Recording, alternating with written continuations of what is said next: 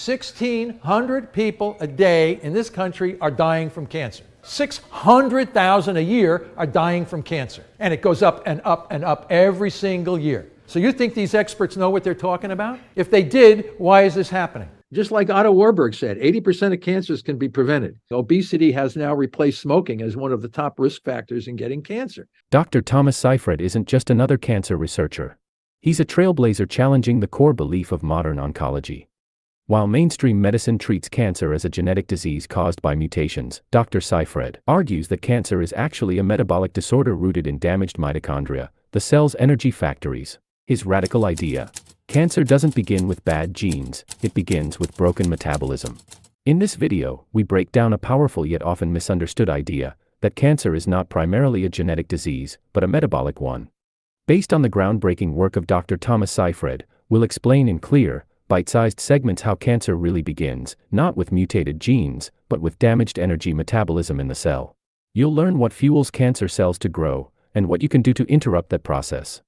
We'll also cover practical strategies for managing and preventing cancer, including what foods to eat, which ones to avoid, and how to create an internal environment that starves cancer cells while supporting healthy ones. The origin of cancer. Cancer originates from mitochondrial dysfunction. Cancer is not a genetic disease. Once the field comes to realize this is a mitochondrial metabolic disease of energy metabolism, we will drop the death rate by more than 50% in 5 years. No question about it. What does Dr. Seyfried mean when he says cancer is a mitochondrial metabolic disease of energy metabolism?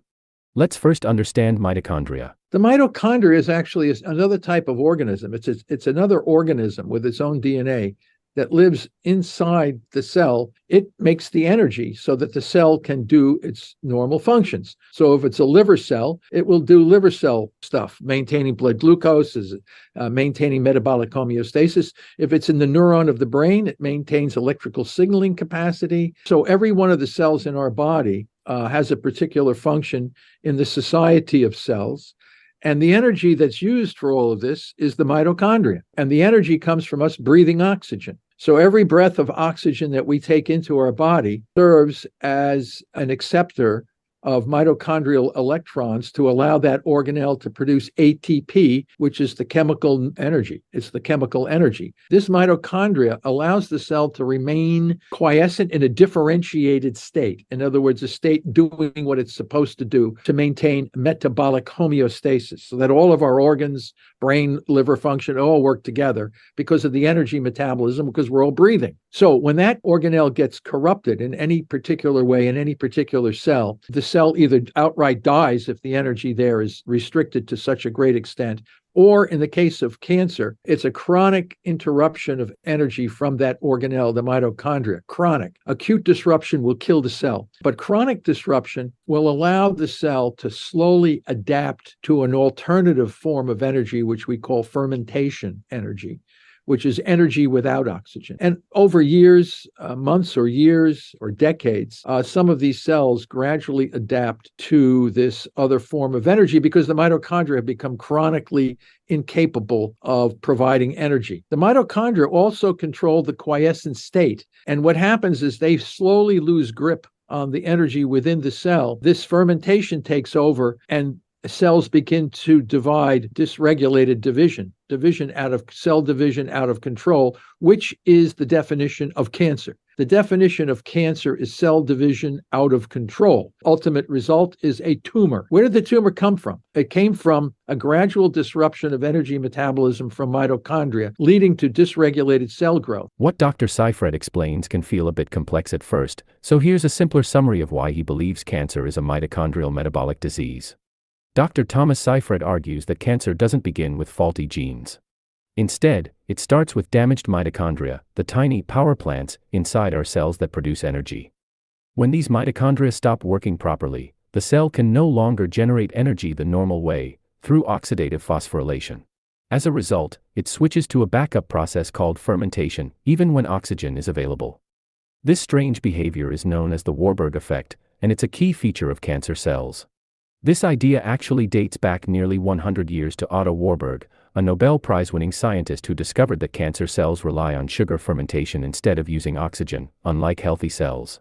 While Warburg's theory was largely forgotten in favor of the genetic mutation model, Dr. Seifred is reviving and expanding it.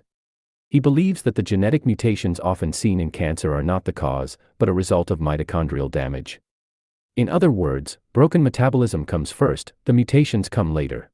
This changes the entire way we understand cancer, and it opens the door to new strategies focused on targeting how cancer cells make energy, rather than just trying to fix their DNA. So, what causes damage to the mitochondria? Dr. Seifred points to several key factors that can disrupt their function. Exposure to chemical carcinogens, intermittent hypoxia, exposure to radiation, old age, viral infections, hepatitis, papillomaviruses, rare inherited germline mutations that disrupt mitochondrial function. Any of these are called secondary risk factors. Whole variety of things in the environment that can cause a disrupted energy metabolism in a cell, thereby leading to mitochondrial disruption and dysregulated cell growth. And the only cause for the disruption cell growth is damage to the oxidative phosphorylation capacity in the mitochondria. That is the origin of cancer. So there's one common origin, disruption of oxidative phosphorylation leading to fermentation. So all cancers, regardless of their organ, are highly fermentative cells dysregulated in their growth, driven by two fermentable fuels, which is the sugar glucose and the amino acid glutamine. They are the two major fuels that we have found driving all cancers. It's extremely difficult to get cancer in any cell where the mitochondria in that cell are healthy. So healthy mitochondria prevent cancer. So the question is, how do you maintain healthy mitochondria? Cancer cells are different from normal cells in one major way: they crave sugar, glucose, and glutamine. These two nutrients act as their main fuel sources, allowing them to grow rapidly, divide uncontrollably, and avoid death. Unlike healthy cells, cancer cells rely heavily on these fuels because of their damaged mitochondria and broken energy systems. That's why Dr. Thomas Seifred promotes therapies that aim to cut off this fuel supply. His approach includes the ketogenic diet, high-fat, low-carb, caloric restriction, and intermittent fasting, all designed to lower blood sugar and reduce access to glutamine. By starving cancer cells of what they need most, while allowing healthy cells to adapt and thrive, these strategies offer a powerful, non-toxic way to manage the disease.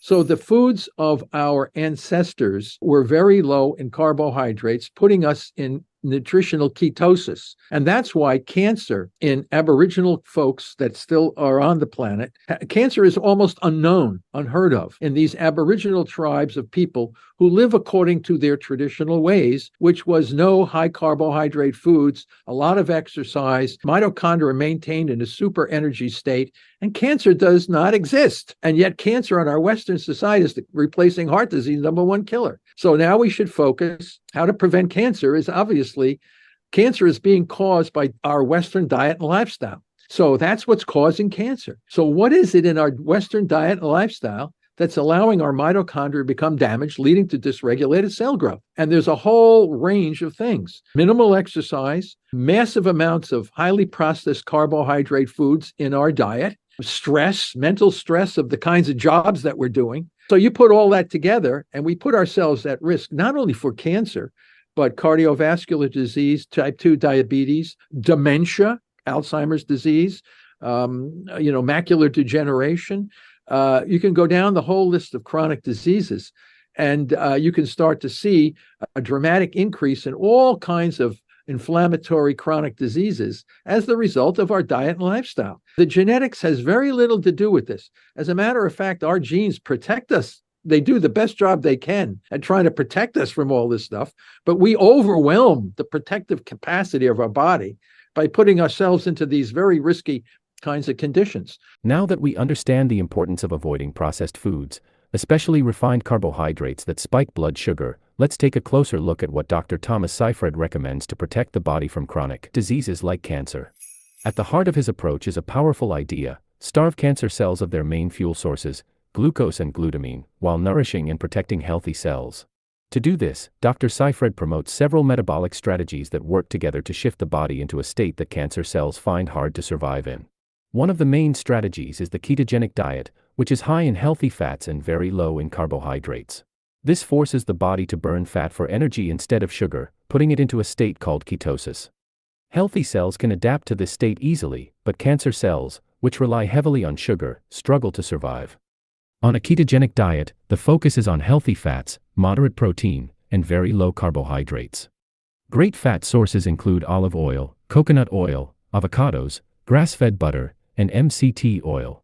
For protein, stick to pasture-raised eggs, grass-fed meats, wild-caught fish, and organic poultry, but in moderate amounts to avoid excess protein conversion to sugar.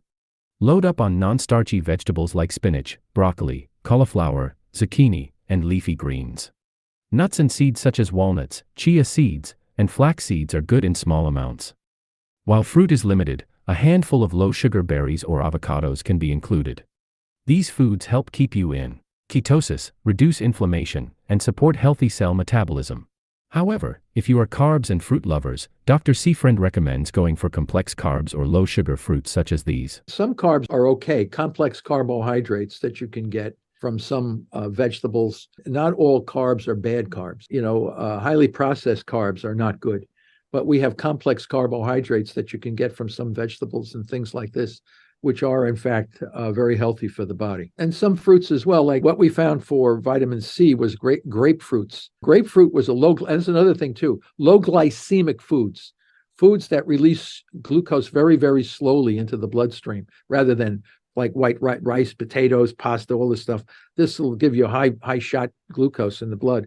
But grapefruit was a low glycemic. If you look at the types of foods that you want to try to say, well, I want some carbs, but I want low glycemic carbs, then you can there's a whole list of foods on the web that will tell you their glycemic index. And the glycemic index will allow you to take in those foods without spiking glucose and thereby not creating a major shift in your GKI values. He also recommends caloric restriction, which means reducing overall calorie intake. This helps lower metabolic stress, improve mitochondrial function, and reduce the energy supply that fuels cancer growth. In addition, practices like intermittent fasting or even water-only fasting give the body regular breaks from food. Water-only fasting, it always works really well to maintain nutritional ketosis, low GKI values, low insulin values. Guy Tannenbaum is on the web talking about this. Guy was diagnosed with advanced prostate cancer, hypertension, high blood pressure, and type 2 diabetes. And he did water-only fasting, metabolic therapy. Prostate cancer went into total remission. Type 2 diabetes went away. Hypertension, high blood pressure, everything went away. Metabolic therapy will get rid of a lot of things besides your cancer.